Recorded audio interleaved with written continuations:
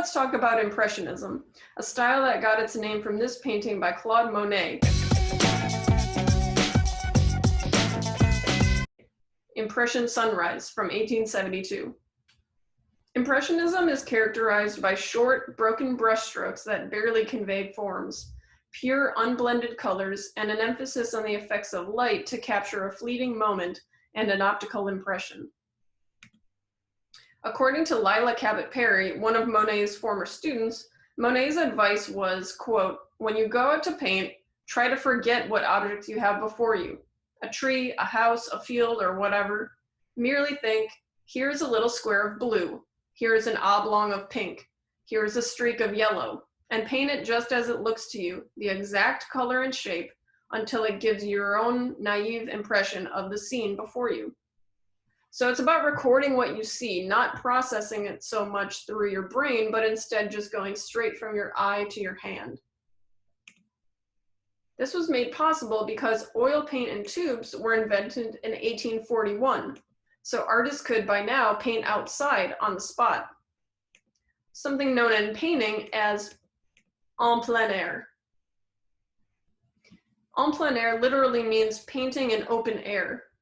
Artists like Monet could set up in front of a scene and paint quickly to capture the changing light, as he did when painting Rouen Cathedral in France.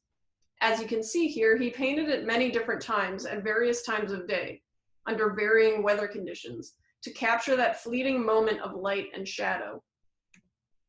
Now let's take a look at Post-Impressionism, the styles immediately following Impressionism, which are known for expressing emotion rather than simply optical impressions.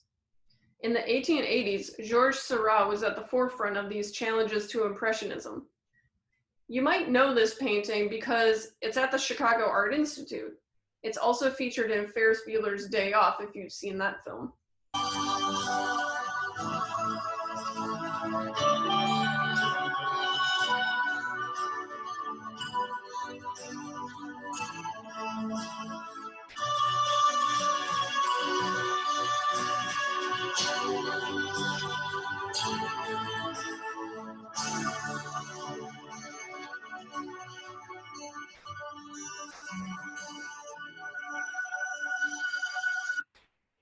If we zoom in on this painting, as they did in the film, we'll see the individual brushstrokes are visible.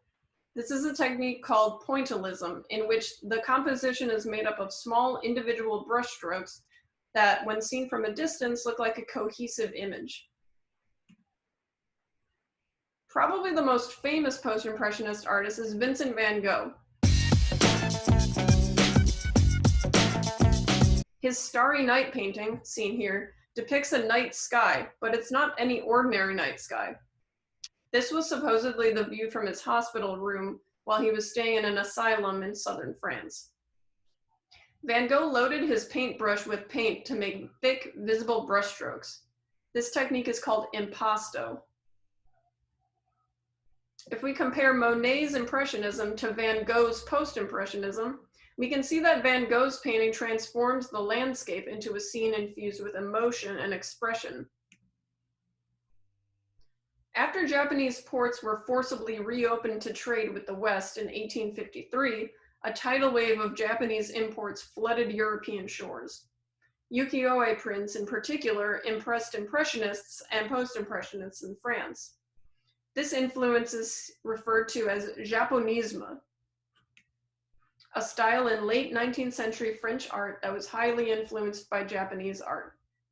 Check out this painting by Van Gogh. That's almost an exact copy of a print by Japanese artist Hiroshige. What changes did Van Gogh make? Would you consider this plagiarism, cultural appropriation, or just mere admiration? Toulouse-Lautrec was another post-impressionist artist influenced by Japanese art. Both have a tipped-up picture plane, dynamic composition, and unusual perspective, as well as flattened planes of color. This week, you also read about some examples of African art from the second half of the 19th century. Here we're looking at a so-called power figure, or Nkisi Nkondi,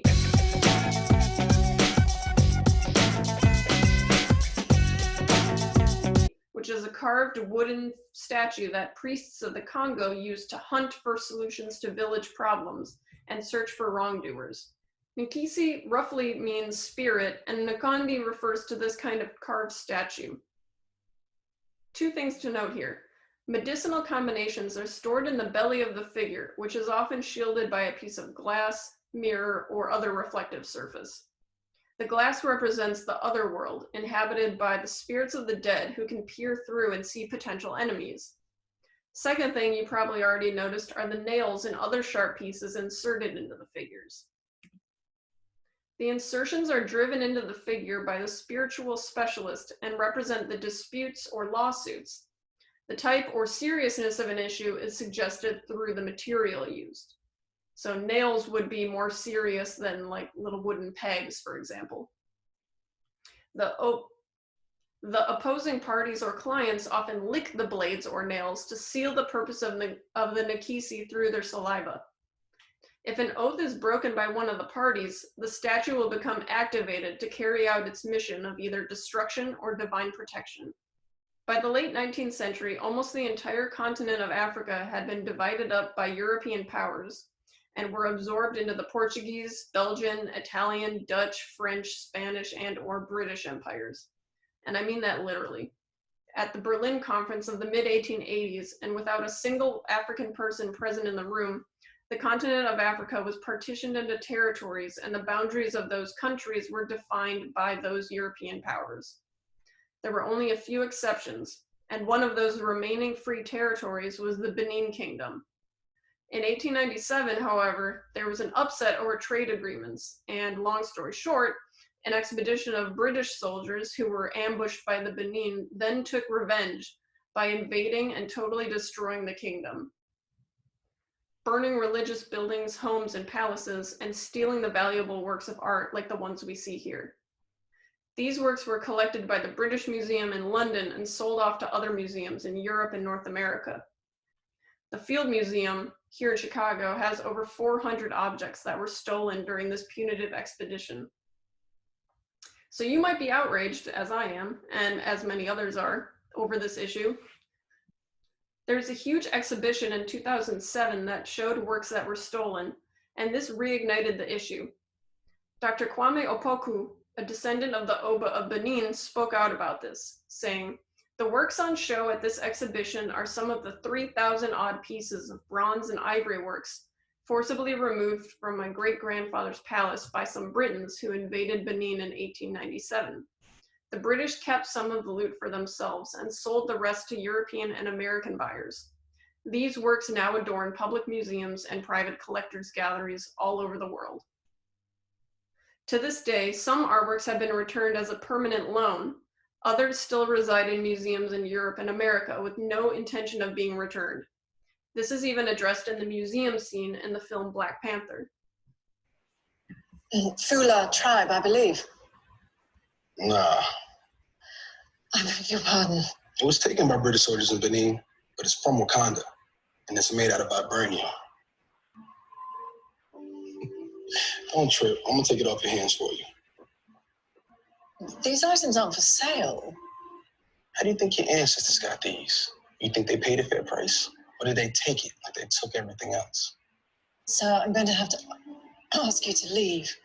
You got all this security in here watching me ever since I walked in, but you ain't checking for what you put in your body. All right, mate. That's it. Come on, mate. Time. All right, so that's it for this week. I hope everyone's doing well. Please be in contact if you have any questions at all. And in the meantime, I'm gonna get back to my pina colada here.